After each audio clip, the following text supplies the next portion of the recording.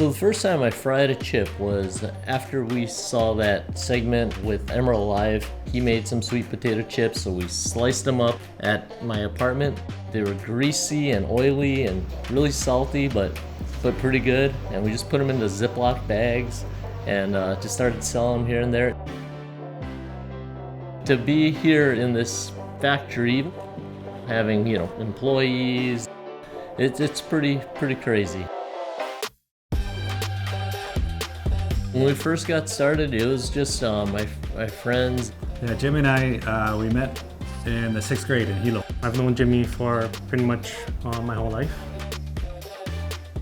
The story kind of began way back when we were sitting inside of his home in the Big Island. He always had kind of crazy ideas. He's always coming up with something to make money. So I figured, okay, he's gonna be successful somewhere. When we first heard that he was gonna be doing it, we're like, man, you got like Frito-Lay and you got all these big chip people, I guess. And he was doing a specialty item. Craft fairs, swap meets, and it started to get more and more popular. People really liked his chips. Like, tasted them, I was like, yeah, these are pretty good, but they're still just chips, I don't know. I don't know how big a company that could get.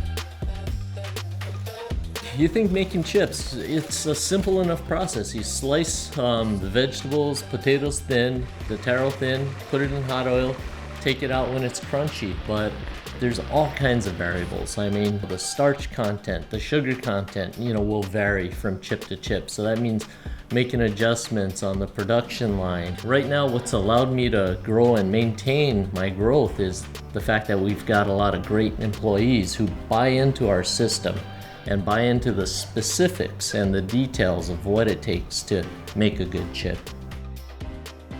It's great to buy them in a bag in Costco, but until you come to his factory and taste them fresh, you pick your own seasoning. It's amazing how great they taste when they first come out. We work closely with our farmers, and they're a huge part of our business. Trusting that they're gonna send me their, best quality produce, but at the same time, by processing chips, we allow them to send us off-grade sized products. So not off-grade quality, but off-grade size. So we can use the large potatoes that they can't sell in the stores, and it helps offset their revenue. So we try to just keep cultivating that. And in the same way we support our farmers, Hawaiian Airlines really has helped support us in terms of providing us with an opportunity to get our products out there and just visible. I mean, just the visibility on the in-flight carts alone. It's been tremendous, tremendous opportunity. And then even having locals get on the plane and say, hey, you know what?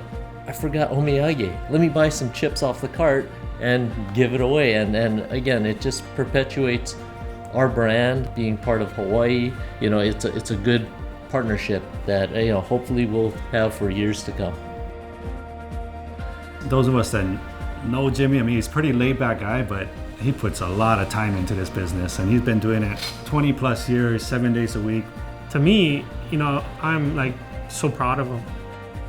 In Hawaii in general, you want people to succeed, and for him to start from where he was, no money, trying to just pay bills and whatnot, to now employing people, giving them jobs, all while still having that Hilo pride. I think it's something special.